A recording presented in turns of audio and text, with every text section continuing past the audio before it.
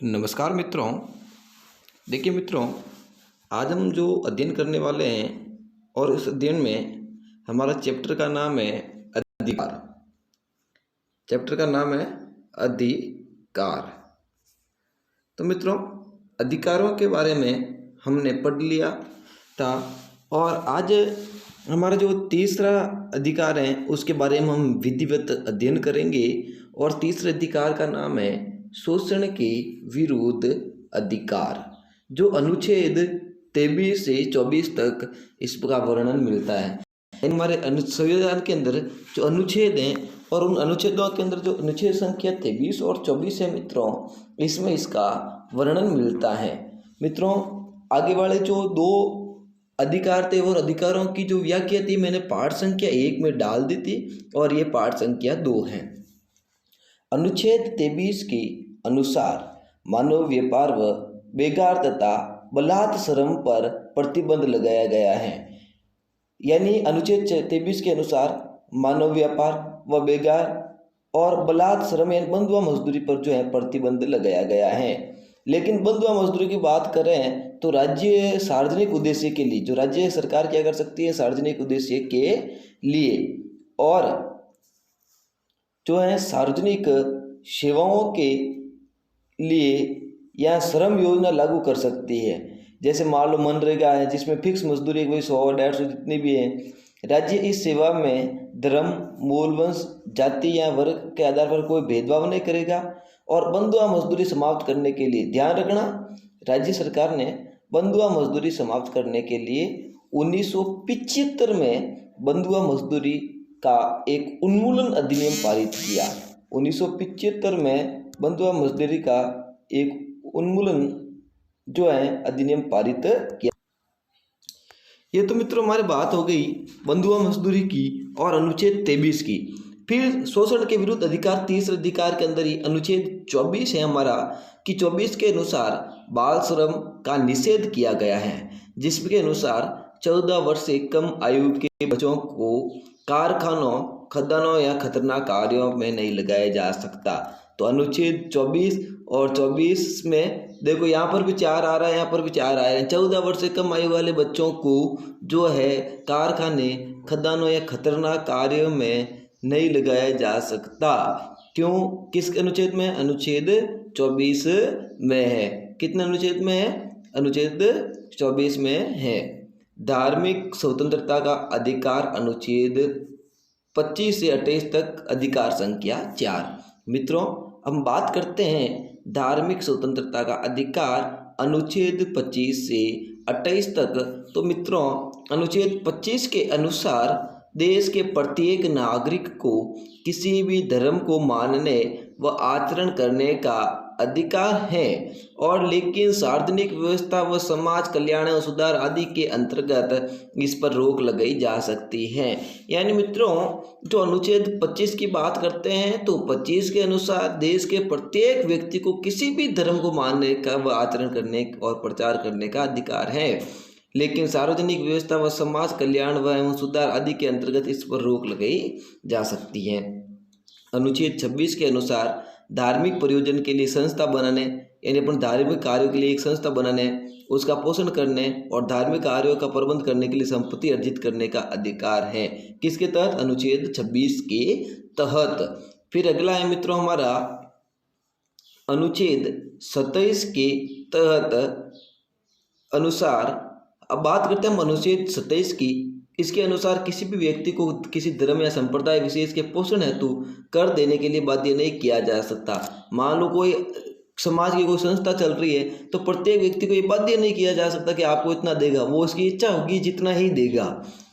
अनुच्छेद 28 के अनुसार राज्य निधि में से वित्त पोषित या आर्थिक सहायता प्राप्त शिक्षण संस्थानों में धार्मिक शिक्षा नहीं दी जाएगी और न ही किसी व्यक्ति को धार्मिक शिक्षा या धार्मिक अनुष्ठान में भाग लेने के लिए बाध्य किया जा सकता है। फिर 5वां अधिकार हमारा है मित्रों संस्कृति एवं शिक्षा का अधिकार अनुच्छेद 29 और 30 में। देखना, संस्कृति एवं शिक्षा संबंधी अधिकार अनुच्छेद 29-30, संस्कृति शिक्षा अनुच्छेद 29-30, संस्कृति शिक्षा अनुच्छेद 29-30।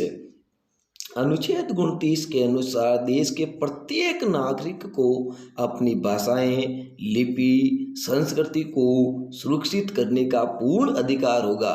मित्रों, राज्य द्वारा आर्थिक सहायता प्राप्त किसी भी शिक्षण संस्था में किसी भी नागरिक को धर्म या मूल वंश या जाति भाषा के आधार पर प्रवेश लेने से वंचित नहीं किया जा सकता। यानी अनुच्छेद 29 की बात करें, इसके अनुसार देश के प्रत्येक नागरिक को अपनी भाषाएं, लिपि या संस्कृति को सुरक्षित रखने का पूर्ण अधिकार होगा।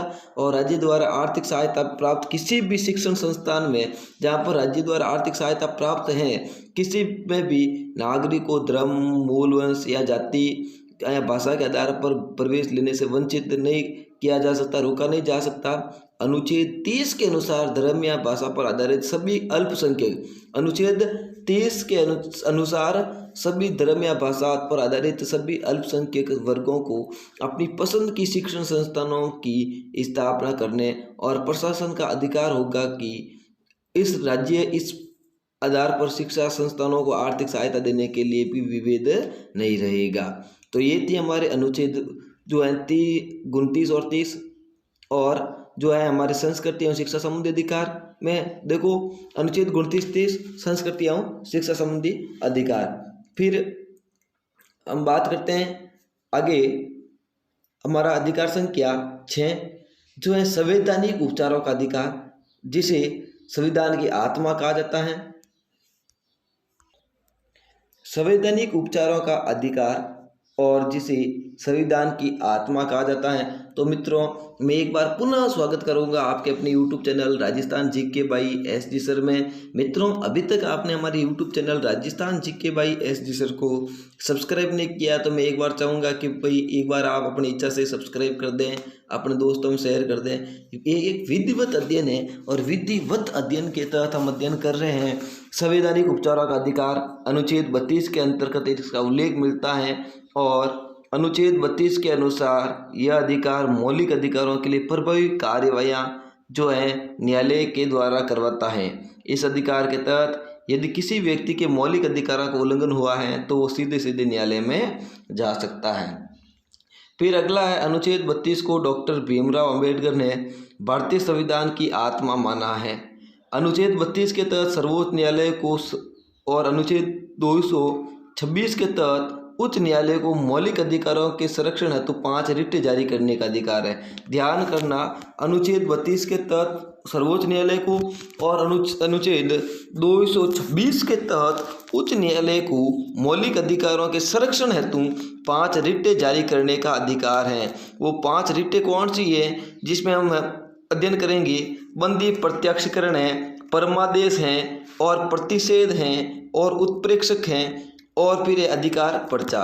बंदी प्रत्यक्षीकरण में इसके अंतर्गत गैर कानूनी या अवैधानिक रूप से बंद किए गए किसी भी व्यक्ति को सामने लाने हेतु न्यायालय द्वारा आदेश दिया जा सकता है और यह आदेश किसी भी शासकीय कर्मचारी या किसी व्यक्ति के लिए जारी किया जा सकता है। फिर परमादेश, यह आदेश सार्वजनिक पद पर काम करने वाले अधिकारियों व सरकार तथा अधीनस्थ न्यायालयों एवं न्यायिक अभिकरण के विरुद्ध जारी किया जाता है यदि वे अपने कर्तव्यों पर सही कार्य नहीं करते हैं। यानी जो सरकारी पदों पर कार्य करने वाले सरकारी अधिकारी हैं वो अपने पदों पर सही कार्य नहीं कर रहे हैं तो ये परमादेश जारी किया जाता है। परमादेश नामक की रीट जारी की जाती है, किंतु ये रीट किसी संस्था या व्यक्ति के विरुद्ध जारी नहीं की जा सकती। प्रतिषेध, यह निम्न न्यायालय को जारी की जाने वाली निषेधाज्ञा है जिस पर यह आदेश दिया जाता है कि वह किसी भी मामले विशेष में कोई कार्रवाई न करे क्योंकि ये मामला उसके अधिकार क्षेत्र में नहीं आता है, उसके अधिकार क्षेत्र से बाहर है।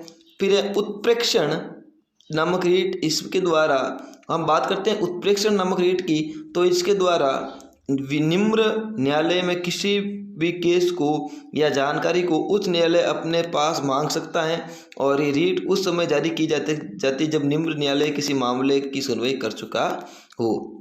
अधिकार पर्चा, इस रीट द्वारा न्यायालय किसी भी ऐसे व्यक्ति से जो किसी सार्वजनिक पद पर अवैधानिक रूप से कार्य कर रहा है तो उसे ये पूछ सकता है कि आप इस पद पर किस अधिकार से कार्य कर रहे हो। इस प्रकार जो है संवैधानिक उपचारों के तहत अनुच्छेद 32 के तहत जो है अधिकारों की रक्षा के लिए न्यायालय 5 रिट जारी कर सकता है विद्यार्थियों। तो एक एक बिंदु को ध्यान से सुन लेना, वीडियो को 2 बार देख लेना, समझ में नहीं आए 3 बार देख लेना। अति महत्वपूर्ण चैप्टर है अधिकार। निश्चिंत ही है कि 1 या 2 प्रश्न इस पाठ से आने हैं, इस चैप्टर से आने हैं। तो विद्यार्थियों इस चैप्टर को हमने 2 पार्टों में डाला है, तो एक एक बिंदु को आप आराम से पढ़ लेना। मित्रों इसके अलावा एक और बात बताऊंगा आपको कि भाई अनुच्छेद 352 के तहत जो है आपातकाल